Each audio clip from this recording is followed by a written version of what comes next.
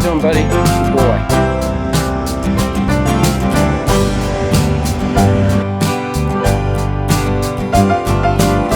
Hey everybody, Jeep and Jeff here. I've got my brother out here, Matt, and we are up in the beautiful Manti-La.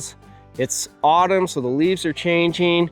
But what's even cooler is, or what I should say, what's even cooler than this Jeep is my brother's classic Ford F-250. It's a 1984, I believe. Matt's had it for a few years. Bull nose, 300 cubic inch, straight six engine, carbureted. Got four-wheel drive, 4-speed transmission, and this thing will take you anywhere you want to go. And Matt, that's like the perfect point, because, you know, one of these new Jeeps, let's be honest guys, they cost way too much these days, but you can go pick up a beautiful truck like this and go damn near anywhere you want to go. I mean, that truck, I've been in it with Matt, we've wheeled it down in Moab, and it's geared as low as my Jeep is. So just an awesome, awesome vehicle.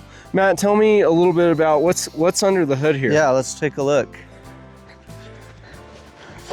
Pop the hood. The interior is all original. Just that nice tan interior. That's kind of fun.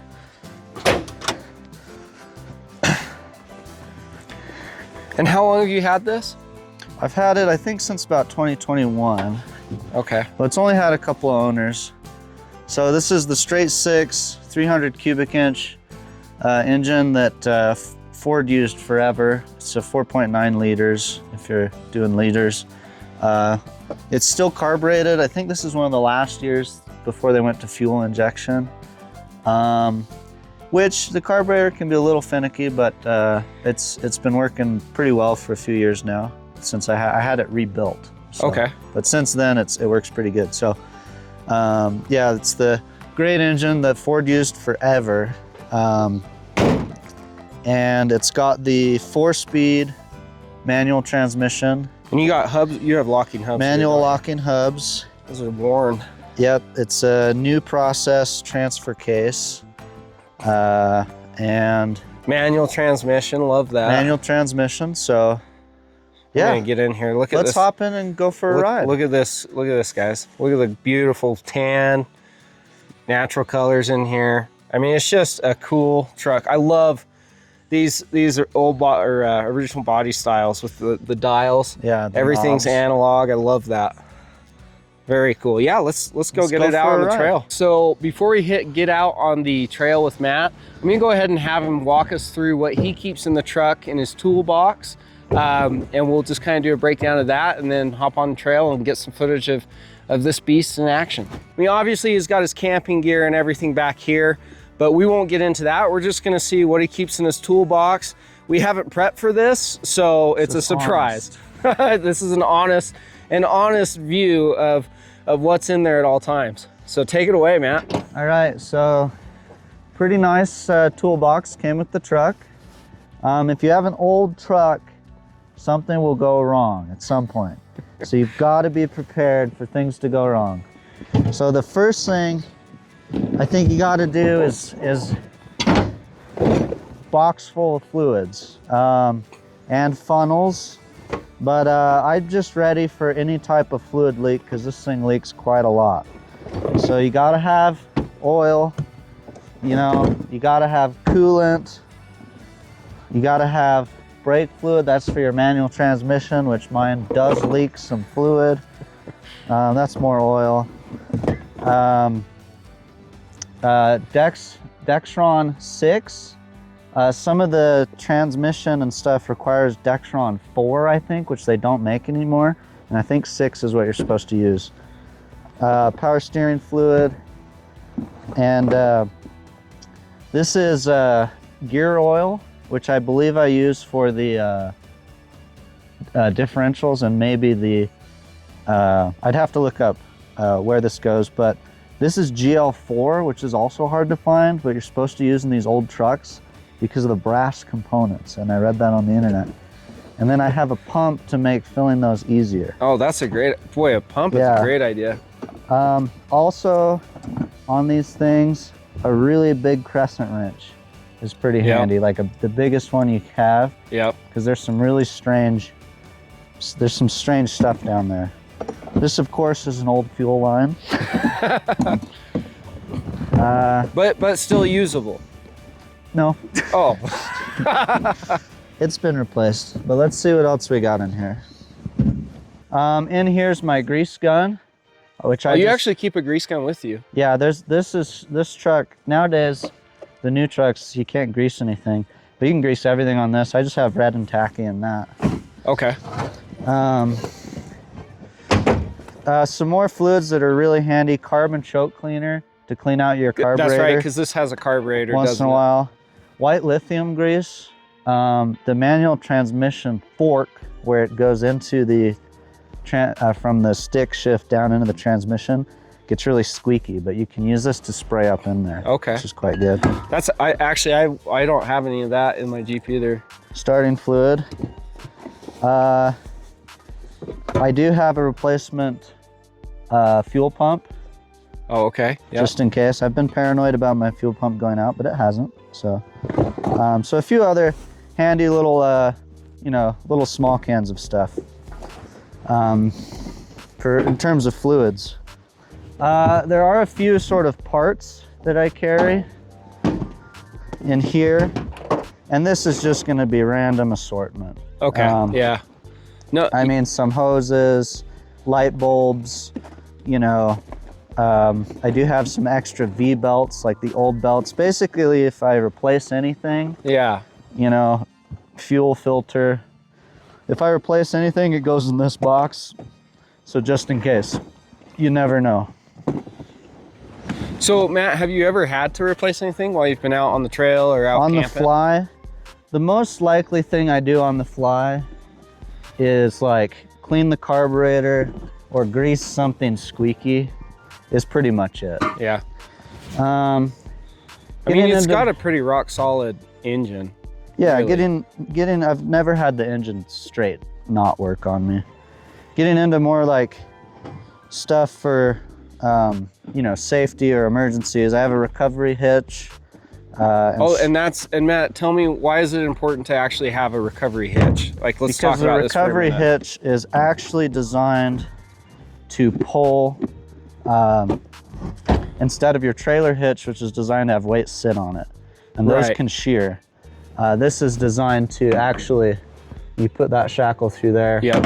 And that's designed to actually take the weight of pulling. It's rated at like a straight pull, right? 13,000 pounds is what it is. Okay. Okay, a few other things. Okay, so what's in here? I've got some toe straps and extra shackles. I mean, this is a Walmart cheapie, which you shouldn't do, but what the heck? I've got it in there. And none of this is expensive, you know? Yeah. And really, I'd prefer to have probably some better rated stuff, but you know what? That's what I have in here right now. Well, you got to use what you have. I mean, I think that's a great point, right? Like, you guys, a lot of times you don't need to go out and buy the newest stuff. Find what you got in your garage and build your toolkit from that. Got a jack, a 6-ton bottle jack. I do have some hand tools, which are boring, but just, you got to have some assortment of tools. Yep. This toolbox is great because I can carry a full-size shovel. I also have a beautiful high lift jack that my brother Jeff restored. Look at that thing. Yeah, so this was a cool little project I did. Beautiful. I mean, this was an old high lift that I think actually was maybe in our old house, and it was all rusted up. And so I did a full restoration on it. Yeah, pretty cool. Stripped all the rust, painted it. Anyway, kind of a cool, fun project. If you guys have a high lift laying around, it's a fun project to take on. And other than that, you know, I've got an axe. You can see the theme is red. This is a cheap axe, mainly because, you know, it's for going in the dirt and stuff like that if there's an emergency. Then I have a air compressor. So none of this is very expensive. Mostly this is, in my other truck, I would have more heavier duty, maybe slightly more expensive things. But in terms of my old truck, I kind of just throw in what I have. And you know, for the most part, it works. So that's right, guys. Matt also has a F-150. So, you know, it's pretty impressive. He's prepared in this truck, and he's also prepared in his F-150. Next time he brings that out, we'll have to do a breakdown of what he keeps in there. And jumper cables. Gotta have some jumper cables. So yeah, that's what's in this toolbox all the time. I think if you've got an old truck, I would definitely recommend fluids, grease, and a few spare parts. So awesome. Thanks for taking us through that, Matt. How you doing, buddy? Good boy. So when you start this thing up, do you do anything, you know, particular? You gotta, when you start it, it'll be fully choked and the revs will be high. Yeah. You gotta let that go for a minute, and then you tap the gas and it brings it down. Okay. So, and then you gotta let it warm up a little bit. Turn the fan off. And we're ready to go. Love it. This thing starts in second gear because it's geared super low. We're already in 4 high. Okay. So second gear is about... Yeah, I mean, guys, the second gear in this thing is probably lower than my first gear. So Matt, tell me about some of the fun quirks of this truck. Well, the horn, sometimes if you turn too sharp, the horn will come on. And it's kind of a coin flip whether it stays on and you have to go pull the fuse for the horn, or it goes off. So the horn, it's a little sensitive. It gives it character. It's kind of a personality. Some deer. Oh, cool. Yep, going 2 fawns. We'll let them cross the road in peace. Yep, they get enough pressure up here as is. So Matt, tell me, I mean, where are some of the trails you've taken this? Let's areas see. Taking it down to Moab a couple times. Yeah. One time the 4-wheel drive wasn't working. One trip, that was kind of fun. All I wanted to do is keep running.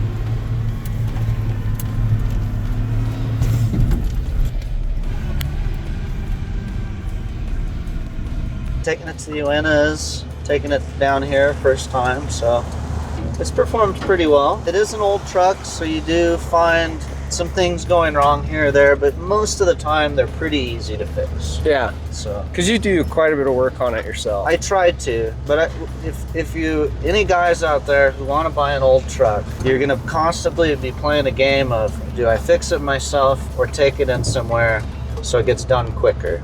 That's the game you play. I play that game with my Jeep as well. Yeah, the parts are pretty easy to get for these old Fords, as well as especially the 300 cubic inch engine. Yeah, a lot of parts available. What are you saying? I've got air feet. There's no air conditioning in this vehicle. So you have 2 options. Down there's air vents that you can slide the knob towards you. That'll open air so that when you're going down the highway, it shoots air in at you. Oh, that's cool. And the other's the fly window, which you can flip around all the 180 degrees to get air in, like that. I like it. Natural AC. It's the only AC we have. So Matt, how often do you take this truck out? I try and drive it once a week. Okay. Keep I try and keep sea foam in the fuel tanks as well to keep the engine fresh. Okay, we got Jeff driving the F-250. Jeff, what do you think of the ride so far? I love it. I miss driving a manual transmission. You feel so much more connected. I love these trucks. I mean, Matt knows this, but we, growing up in school, we had a 1989 Bronco, did it have the same engine as this? Same engine, same transmission. Same engine, same transmission. So it's very nostalgic to drive this around. It makes me think of being an idiot in high school again. So let's try first gear in 4 low and see what that's like. Okay. Now I'm not even gonna put my foot on the gas, and you can, and we're crawling. It's just a low granny gear. Pretty sweet. It's amazing. It's a great truck. All right, Jeff, what gear are we in now? So we're in second gear right now. Second, and we're still in 4 low. Second, 4 low. And like I say, guys, I mean, this is geared, I would almost say this is geared lower than my Jeep. And as you know, I've got a low gear ratio in my Jeep. And now we're into third. Now we're into third, and this is, you know, this lets you roll a little quicker for sure. Pretty sweet.